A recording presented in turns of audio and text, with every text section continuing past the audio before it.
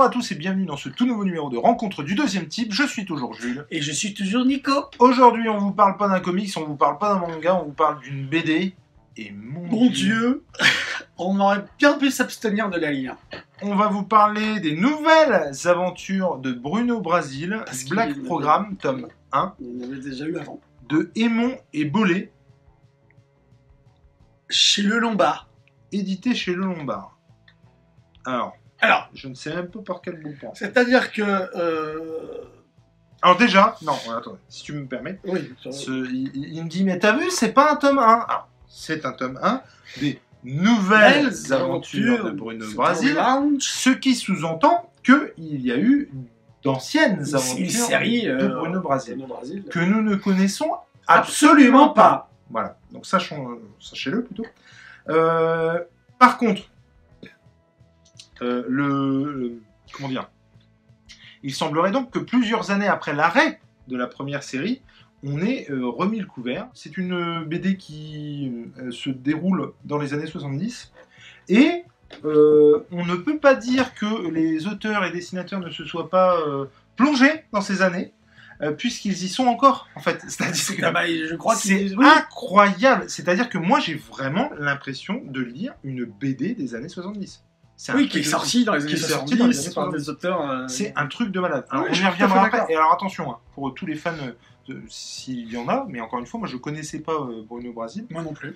Et en tout cas, je m'excuse d'avance pour tous ceux qui aimeraient et qui vont nous consulter parce que... Pourquoi on l'a déjà cette BD? En fait, elle fait partie des opérations promotionnelles qu'Isneo fait souvent. Tous les ans, ils font des opérations avec des tomes 1 de bande dessinée gratos qu'ils offrent comme ça.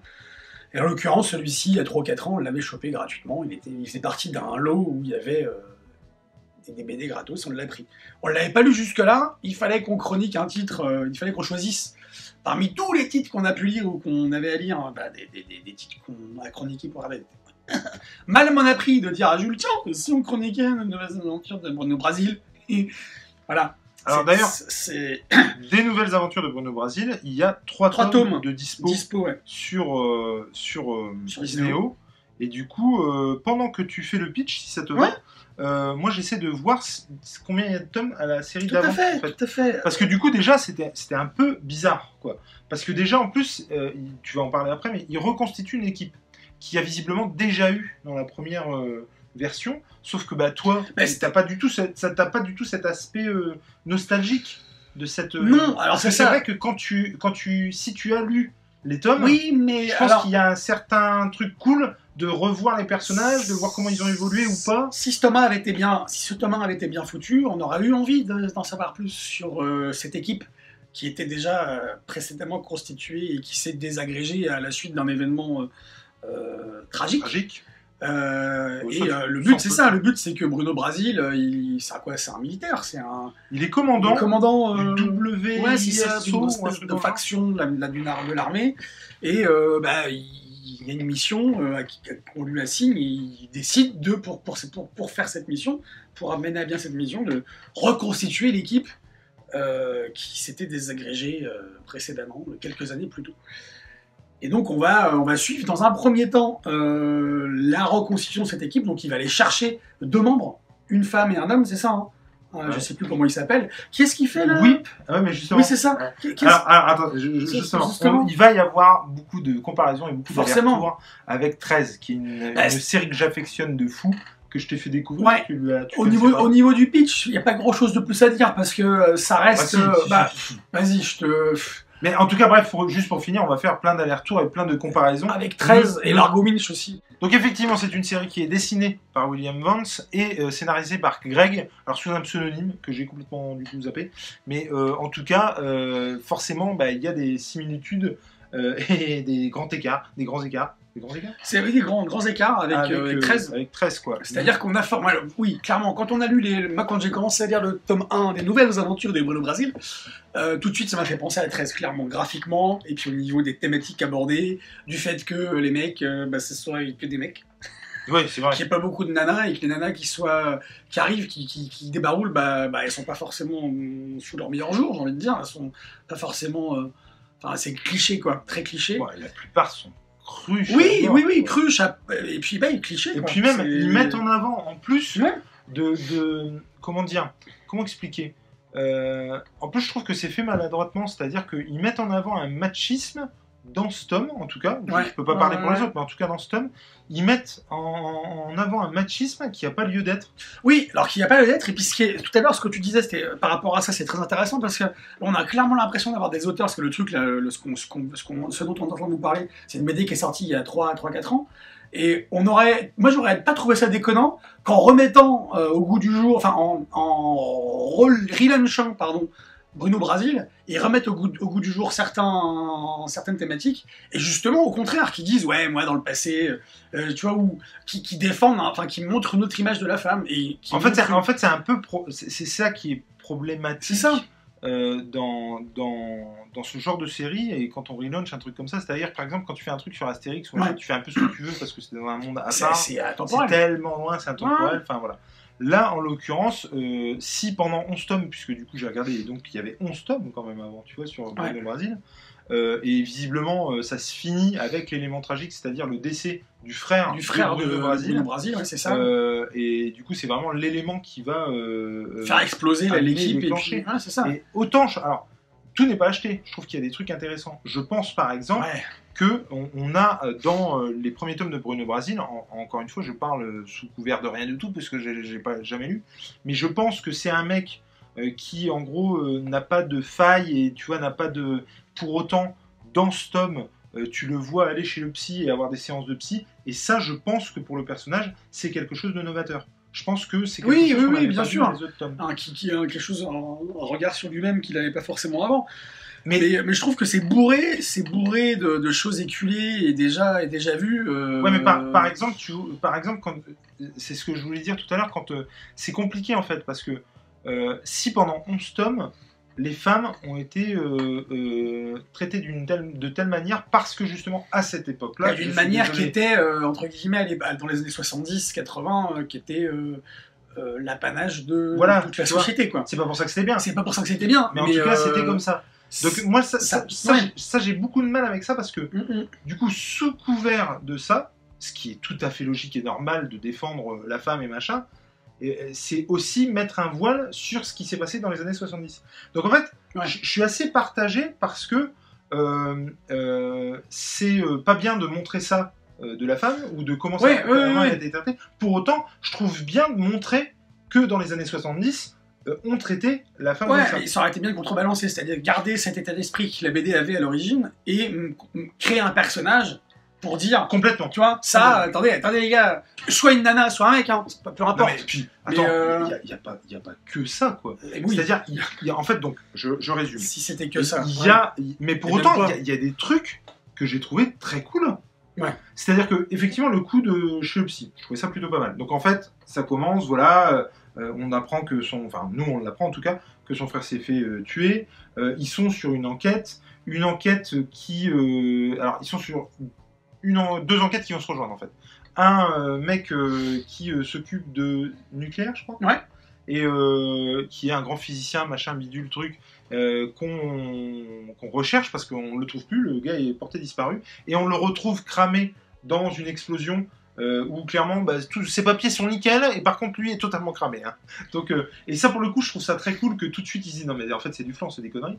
Et parallèlement à ça, il y a une demoiselle qu'on appelle Rebelle, qui est en prison, qui se bat en prison, et qui finalement se fait évader. Ouais. Se fait évader. Et elle, et pour autant, quand on la retrouve, et là je vais pas spoiler, mais quand on la retrouve, j'étais sur le cul. Je m'y attendais vraiment pas, parce qu'on la retrouve d'une manière très très spéciale. Enfin, on la retrouve pas dans son entièreté. Entière, quoi, ouais, c'est ça. Et du coup, j'ai trouvé ça pour le coup plutôt osé. J'ai trouvé ça plutôt bien en fait. Et donc voilà, on va être sur une enquête. Moi, l'enquête en soi, j'ai trouvé bien. Enfin, je veux dire, c'est pas le problème, il est pas là. Même si l'enquête, moi, je trouve que, comme je disais tout à l'heure, c'est éculé, c'est pas novateur, quoi. C'est très ancré dans les années 70. Ouais, non, c'est-à-dire que voilà, on nous vend les nouvelles aventures, et il y a rien de nouveau. C'est-à-dire que sans avoir lu les 11 premiers tomes, alors certains vont peut-être nous dire à juste titre, certainement, que ouais, vous avez pas lu les 11 tomes, donc vous pouvez pas en parler. On n'en parle pas, mais c'est juste que on imagine carrément ce qui a pu se passer, quel genre d'enquête il y a pu y avoir ou d'aventure, qu'est-ce qu'il y avait dans les 11 premiers tomes. Moi, j'attendais. Quand j'ai commencé à lire la BD, je me suis dit, putain, c'est du 13 ou du Largo Winch. Et puis en fait, au fur et à mesure, je me suis dit la même chose, mais en me disant, ouais, mais 13 et Largo Winch, c'est quand même vachement mieux. Non mais en fait, et puis je m'attendais à autre chose, quoi. Je pense que ça s'adresse pas à ceux qui voudraient s'y mettre. Je pense que ça s'adresse surtout à ceux qui aimaient. Bien sûr. Parce que pour le coup, ceux qui ont aimé à l'époque s'y retrouveront là-dedans. Clairement. Niveau graphisme, j'ai été voir du coup les tomes précédents et sans déconner, ça fait vraiment le café. C'est-à-dire que on reconnaît tout à fait les personnages. Ça pue le Vance, il n'y a pas de problème. C'est ça, exactement. Pour autant, au niveau du scénario, comme on le disait, c'est pareil. Hein. Je veux dire, c'est une enquête dans les années 70 avec les inquiétudes des années 70, ne serait-ce que par rapport au nucléaire, par rapport à la science, par rapport à plein de choses. Mais pour autant, Oui, puis la géopolitique qui est aussi dans les années 70, elle est présente aussi. C'est intéressant. Les problèmes avec son fils. Ouais. Putain, c'est pété quoi. Avec sa femme, il y a un moment donné, sa femme, elle se met devant la porte. C'est là où, non mais, on se marrait tout à l'heure. Oui. C'est là où je disais, en plus, c'est du faux machisme. C'est du faux machisme. C'est-à-dire que c'est du prétexte. On essaye de nous faire passer le message que la femme est considérée comme un rien, ce qui est pas faux demeurant, mais en tout cas, dans cette scène précise, le gars doit sauver le monde, elle est devant la porte. Donc au bout d'un moment, la troisième fois, quand elle veut pas s'en aller, il la prend et il la pousse quoi. Il la brutalise pas. Il la prend, il la pousse. Parce que le mec doit aller sauver le monde. Donc, et la femme proteste. Mais là, moi, je me suis posé la question. Elle proteste, mais... Alors après, on n'a pas aussi les antécédents. Là, la lecture de cette scène, je me suis dit... et je trouvais ça complètement... comment dire j'arrive pas à trouver l'adjectif, mais je le trouverai là, après avoir dit ce que je veux dire, mais... On a l'impression que le personnage de Bruno Brasil... On le fait choisir entre sa famille et sauver le monde. Et la question en suspens, c'est de se dire c'est quoi le plus important? C'est sa famille ou c'est sauver le monde? Est-ce que sauver le monde, c'est pas aussi sauver sa famille? Ou alors au contraire, s'il va sauver le monde, il lâche sa famille et puis il s'éloigne de son fils, de sa femme, ça va au divorce, ça va je sais pas quoi. Le gars, il gère l'urgence. Et puis, mais j'ai trouvé que c'était malvenu. Tu vois.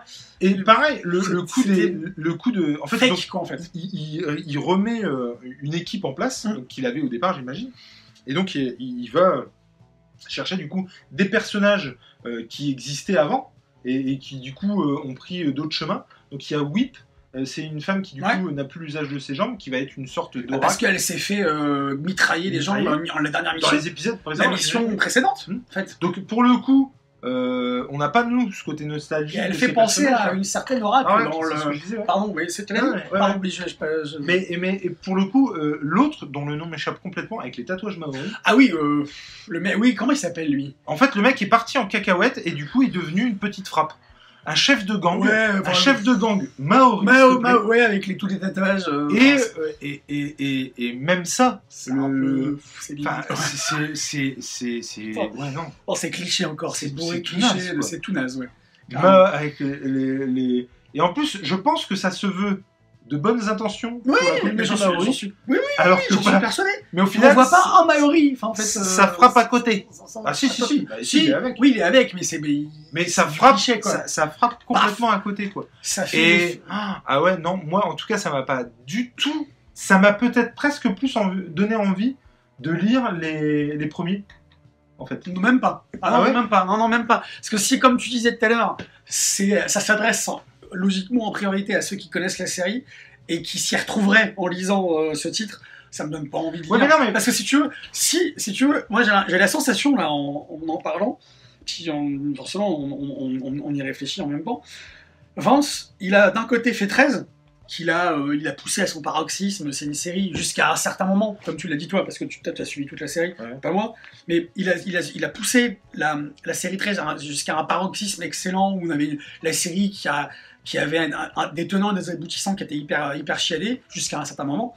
Et puis à côté, il avait ce petit truc qui était alimentaire, Bruno Brasil, qu'il a fait, donc il a pris un peu des ingrédients qu'il avait mis dans le 13, mais qu'il a un peu... Mais non, mais en fait... Et je trouve qu'en fait, non, moi je préfère aller sur 13 et c'est marre. Et puis pas Bruno Brasil, non, pas du Alors, tout. le Ça. défaut de 13, c'est que c'est devenu un truc à pognon. Ah oui, sa qualité, forcément. c'est que la série a évolué, je trouve. Avec son temps. Elle a été précurseur, mais il y a quand même des Ouais. trucs à redire, et James s'est pas privé pour le dire quand on a fait le RDDD dessus, mais ça a au moins l'excuse, et c'est pour ça que je Ouais. dis que moi j'aimerais bien lire les premiers tomes de Bruno Brasil, parce que je pense que ça a les mêmes défauts, Ouais. mais ça a au moins l'excuse de son contexte Ouais, mais historique.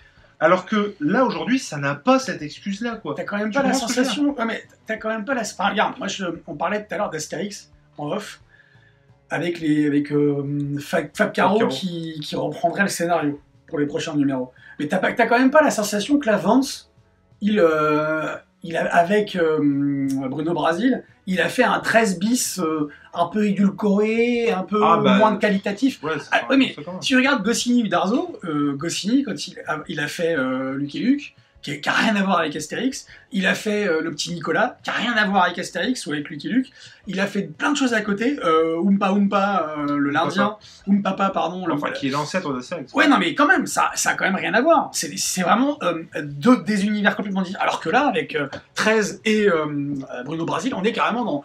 C'est comme... On aurait pu, en fait, on a l'impression, et ça se trouve, je sais pas, peut-être que c'est le cas, on a l'impression que Bruno Brasil est un personnage issu de 13, et dont Vance en a fait un spin-off. Bah, je sais pas. Tu vois, on a l'impression de ça. Et un mauvais spin-off, quelque part. Après, c'est vrai que c'est pas... Je sais pas. Dans la mesure où ils rebattent un peu les cartes, et puis c'est un tome... mi-exposition, mi-reconstruction, c'est pas non plus le meilleur tome pour commencer. Non, c'est sûr. Et puis, après, effectivement, je vais me contredire en disant ça, mais s'il y a des nouvelles aventures qui ont été publiées, c'est quand même que les 11 premiers tomes de la série originelle ont fonctionné. Sinon, il n'y aurait pas eu un relaunch, t'as vu, je l'ai bien dit. Et, mais quand même, moi, ce titre, je l'ai lu, tu vois, je l'ai lu. Mais... C'est-à-dire que il y a autant, je l'ai lu, parce que déjà c'était court, mais à un moment donné, je me dis non, c'est bon, ça me gave. Puis je me suis dit non, petite voix là, il y a un petit bonhomme qui m'a dit non, parce que sinon, Jules il aura raison de te dire ah, putain, tu fais chier, t'as pas aimé, ok, mais t'auras pu finir. Mais je l'ai fini pour ça, parce que il fallait que je me... En tout cas, on peut pas reprocher aux auteurs de pas essayer de... Enfin, à l'auteur du coup, de pas retrouver les ingrédients qui faisaient à mon avis le succès de la première série. C'est pas le problème, non. Et on peut pas non plus reprocher aux dessinateurs d'essayer de coller au graphisme, parce que franchement, ça fait le taf. Donc j'ai envie de dire, si vous connaissiez Bruno Brasil, et si vous aimiez Bruno Brasil, et grand bien vous fasse, franchement, je pense que vous pouvez aller dessus, sincèrement. Ah oui, mais carrément. Puis les autres, non. Les autres... Non, il y a bien d'autres choses à lire, franchement. Non mais allez sur les premiers tomes de Bruno Brasil. Ne commencez pas par celui-là. Oui. Moi, perso, je n'irai pas. Okay. Personnellement, moi-même, dans ma personne.